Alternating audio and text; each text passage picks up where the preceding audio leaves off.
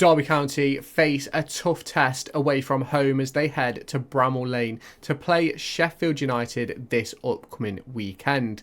Now, obviously, it's going to be a big loss missing David Ozoh, but I did a video talking about all the potential replacements just a few days ago. If you do need to go and check that out, make sure you do after this video. But we're going to talk through it all in this one. Now, obviously, there's a lot to talk about heading into this fixture. Who's going to replace David Ozoh? Are Derby County going to be able to find their form on the road? It's going to be really interesting. Obviously, off the back of back-to-back wins versus Bristol City and Cardiff City, Derby County should have some confidence heading into this one. It's going to be really interesting to see how it obviously develops over the course of the next few weeks. But heading into this one versus Sheffield United, I'm a bit worried for our away form.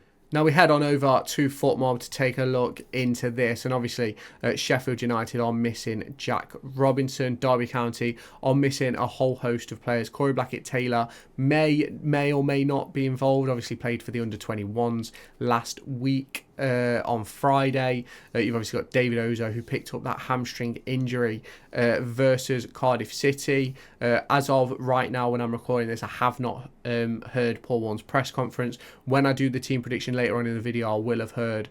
So make sure you stick around for that so that we can talk through it. You've then obviously got Jake Rooney, who's still a little ways away. Kane Wilson is, I believe, back in training, but not yet ready. You then got Liam Thompson and Tom Barkhuizen, who are also missing due to injuries, and obviously Connor Washington, another player who is returning to fitness. And it's going to be really interesting looking into this one, because if you look at the past 5 fixtures for both sides, obviously both sides picking up a couple of draws. Sheffield United to QPR and Norwich, Derby County picking up that draw and then losing on penalties to Barrow. It's 1 loss each, with Barnsley beating Sheffield United, Watford beating Derby County. It's 2 wins for Sheffield United on the trot, 1-0 win versus Watford and 2-0 versus Hull City. Derby County beating Middlesbrough a few weeks ago now, and then beating Bristol City and Cardiff City in successive games at Pride Park. Now, my personal worry for Derby County at the moment is the away form. We have not played well at all away from home, really. Obviously, the Blackburn Rovers game, we were way too open and expansive and just couldn't quite find our footing in the game. And then obviously you've got the Watford game, where we started off okay, and for probably about 50 minutes in that game, I thought it was really good and competed, but then we just weren't effective in possession, and it was hard to actually make things happen in that game, in my opinion. Obviously, we did have chances to equalise at the end. We had chances to take the lead, to go 2-1 up just before Sissoko scored his goal, but we weren't able to capitalise. And that, I think that just showed the situation we were in at that point. Now, obviously, Derby County are looking for massive changes over the course of this season. Obviously, they're coming from League One up to the Championship, and they've made a whole host of signings, 3 of which have been performing really, really well, in the likes of Caden Jackson, Jerry Yates and Kenzo Holdmine. I would talk about David Ozoh, but obviously that injury keeps him out of this game. Kenzo Holdmine's gone 2 for 2 in his past 2 games. Jerry Yates, I think he's created the most chances for Derby County in his last 2 games, and I think that's really interesting to look at, because he's been a really, really good performer for Derby County. Now, if we do go over to look at the head-to-heads for these 2 sides, obviously not played apart from in a friendly game since 2022, where Derby County took a 2-0 win at home and lost 1-0 away in the 2021. That was when Derby County were in administration and obviously couldn't really do much to do with signings. They got deducted 21 points. There was so much going on. But if we look at the history of this game, it's 7 wins in Sheffield United's favour, 1 draw for both sides, and then Derby County winning just 4 of the previous fixtures. Now, obviously, you can pause and look at these previous results over the course of the years, but it's not been a particularly great game for Derby County, in my opinion. Obviously, that could change heading into this one. If we do look at the league table now, you can see that Sheffield United are sitting in 6th place on 9 points with a goal difference of 5. Derby County are sitting in 8th place with points of 9 and a goal difference of 2. It's going to be really interesting to see how this one goes, because Both sides will be looking to continue their recent form. Derby County, in my opinion, are 41 points away from safety. When we hit that 50 mark, I'll be happy, I'll be comfortable. But until then, it's going to be a long slog for both Sheffield United and Derby County. Sheffield United obviously pushing for hopefully a promotion place for them, I imagine. Obviously, Chris Wilder's done it before with them. It's going to be interesting to see if he can take them all the way again this year. There's obviously a lot more to talk about, and we're going to get into all the latest injury news and talk from Paul Warne's press conference in the next part of this video. We're going to look at a team prediction as well, so make sure you stick around for that part. We'll get into that in just a moment, but before we do get into the team predictions and talking about Paul Warne's press conference, make sure you hit that subscribe button down below and turn on the notification bell to stay tuned for all of my latest Derby County and EFL content. Let me know your score predictions down in the comments. Let me know your team predictions down there as well. Make sure you hit the like button and we'll get back to the team predictions.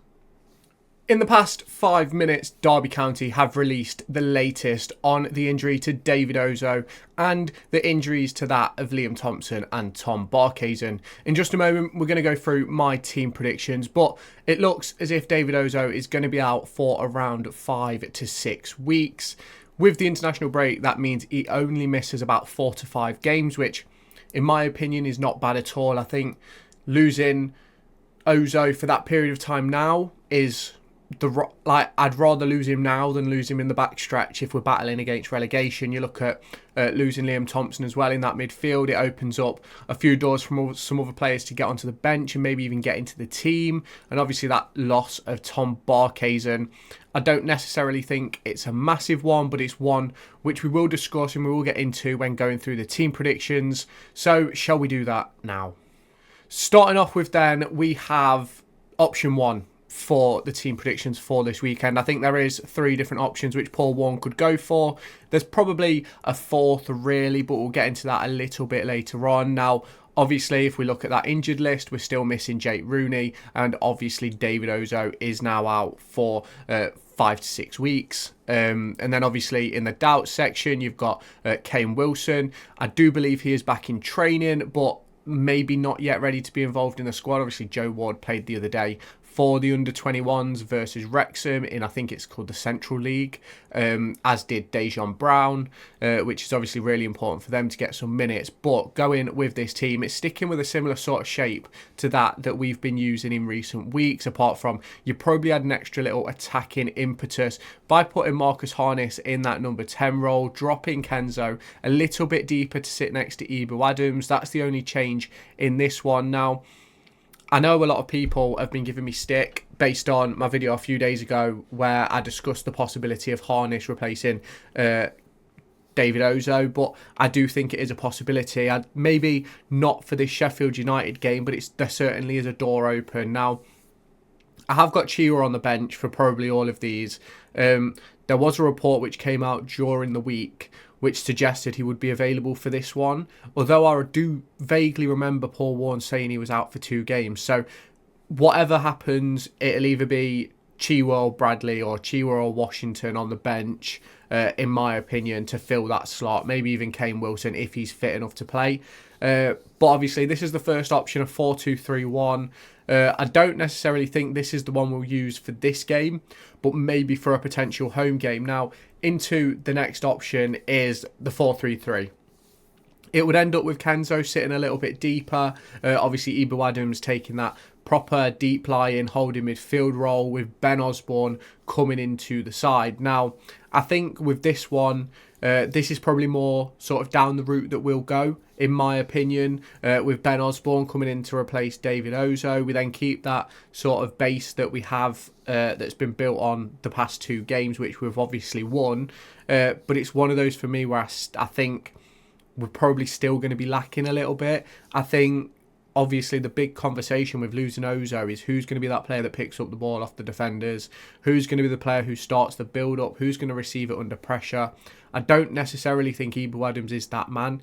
And I've said this ever since Ibu Adams signed in January. He's not that technical player. He's not a technical player that you want in build-up play. He's one of those players that will win you the ball, will work really hard, will run the length of the pitch in the 97th minute and miss an open goal, but he's the player that will put that effort in.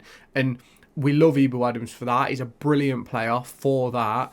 But in that build-up phase, he's not necessarily a player who I want to be giving the ball to on that half turn, in that space in between the two centre-backs, because I think that's where you could end up in trouble. So I think with bringing in Ben Osborn, you then have that option where Adams can go a little bit further forward as we start off the build, and then things can obviously rotate as we move up the pitch.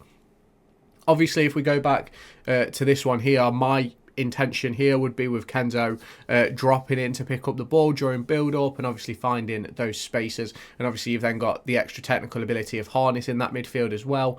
Obviously a bigger attacking threat, much more of an attacking output with this 4-2-3-1 compared to this 4-3-3 with Ben Osborn in there.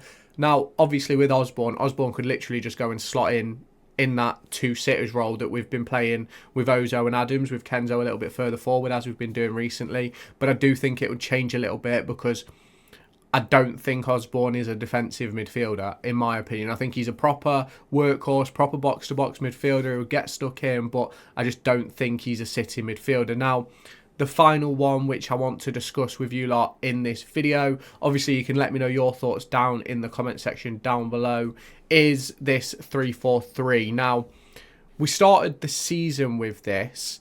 We started pre-season with something along these lines, a 3-4-3, a 3-5-2, depending how you want to shape that front three, because obviously you could go with Yates and Jackson as a 2 with Mendez-Laing in behind, or you could obviously sit in this where Yates is the furthest forward, Mendez-Laing and Jackson fill out the 2-10 roles essentially. Now, my big problem with this is I don't think Kenzo is the right type of midfielder to play in a 2. A 2 like this anyway. Now, obviously, the bringing in Nat Phillips, who's obviously on loan from Liverpool, would obviously add an extra dimension to our defence. Brilliant player. I think he showed that he's got a lot of capability in that 10-15 minute spell he had on the pitch versus Cardiff City, and I do think he's going to get on just fine with us. Now, the big conversation here would be about, in my opinion, Kenzo and Ryan Nyambe. If we were to go with this 3-4-3, because I don't necessarily think Nyambe is a right wing back. I think at right back he's excellent, but at right wing back I'm not entirely sure. Now, obviously, in this formation you can move it to not necessarily a 4-3-3, but maybe sort of like a 4-4-2, maybe a 4-5-1. Because obviously Nyambe could drop in as a right back, Cashin move over a little bit, Elder push further forward, which would obviously then push Mendez-Laing a bit more centrally to offer a bit more support, and you could sort of have that interchange in formations as play goes on. Now, I think it's either this one, this 3-4-3, or this 4-3-3, which Paul Warne's going to go with. I think it just makes the most sense to replace David Ozoh with a bit of defensive stability. Now, obviously, the big talking point across the week has been my discussion around Marcus Harness from the other day. And I've had a lot of stick for it. I've been like, oh, it's been crazy, the amount of fucking drama over Twitter just because I said that Marcus Harness could replace David Ozoh is an absolute joke, because Marcus Harness could come in and replace. Now, a lot of people have been thinking of it as, oh, so you want Marcus Harness to play DM, but that was never the intention. I even spoke about it in the video. My sole intention was always, who is going to replace that role in the team? There is a shirt available, at least one, and it is David Ozoh's. Who is taking that shirt? Now, for me, if we want to go in and put our front foot forward at Sheffield United, at Brammel Lane, then you put Marcus Harness in the team. In my opinion, that's what you do. You put Marcus Harness in the team. You add an extra attacker into your starting 11. That is what you do if you want to get on the front foot. Now, a lot of people have seen it as roles and responsibilities, and at no point did I even attempt to suggest that Marcus Harness would play and sit in midfield, would collect the ball off the centre halves, would do that defensive dirty work which David Ozoh's been doing. I never in my life suggested that. If people had taken 2 minutes to look at the description of the video, they'd have known that was never my intention. And I find it quite interesting that no one suggested that in the comments of the video. The only people who had a problem with it were those who didn't give it the time of day to hear what I had to say, and that's fair enough. I don't like, if people want to watch my videos, they can. If they don't have to. It doesn't really affect my life. At the end of the day, I'm making these videos, giving my opinions, my thoughts, my feelings on what is going on with the club. But I just think it was a bit over the top, and I think anybody who thought I was suggesting Harness to play in defensive midfield has no idea about the bigger picture. And it's amazing to see how quickly things can flip on social media, and how quickly people can try and change what you've said, and how easily people are led into it and literally just turn themselves into sheep without actually giving it the time of day to see what's been said and actually what happened. It's quite similar to what happened when we got into Blackburn after the Blackburn game, what I said, where I put a tweet out on Twitter saying that I think Paul Warne could lose his job if it doesn't get by October, November, if it doesn't get better, because the performance was dreadful at Blackburn. And I think if we go back to the comments of that video, a lot of people agreed that the performance was awful. If we go back to the social media during that week after Blackburn, a lot of people agreed the performance was awful. Now, I admitted during the game I admitted after the game I didn't want Paul Warne sacked, but the way social media flipped was crazy, and it's happened again. And just so it's clear and obvious, I'm not suggesting Marcus Harness to play in defensive midfield. A suggestion is for him to take the number 10 role and Kenzo sit deeper next to Ibu Adams. Ibu Adams would take over the defensive duties of David Ozoh. Kenzo would take over everything else, and Harness would go into that number 10 role. Now, I don't think that'll happen for this game. I think it's a potential for the home game after. I believe it's against Norwich City. But you can correct me down in the comments. But that is my personal opinion. Now, if we want to go into specifics, this is probably the team that I think Paul Warne will go for. I think Osborn will come in for David Ozoh. I think it keeps in line with the defensive responsibilities. You can just move Osborn into Ibu Adams' slot and then move Ibu Adams into David Ozoh. Kenzo's role doesn't change. Everyone else stays the same. Now, you could obviously go with the 3, but then you've got that conversation about the midfield. Is there enough in there to impact a game? And that's something which we'll have to see later down the line. Now, I didn't expect this section of the video to be this long, but I really appreciate it if you have made it to this point. Obviously, let me know your thoughts on team predictions, score predictions down in the comments. Let me know who you think is going to replace David Ozoh. Obviously, it is a possibility we make more than one change heading into this game, but who knows at the moment. We know there's one shirt available. It's David Ozoh's. Who is going to replace him? Let me know your thoughts down in the comments. While you're down there, make sure you hit that subscribe button and turn on that notification bell, and I'll catch you in my next video. Make sure to go and find me on TikTok, pictured here, and Twitter, pictured here. These are the places where I'll keep you all up to date with all my upcoming videos and my thoughts and feelings around the Formula 1 and football week.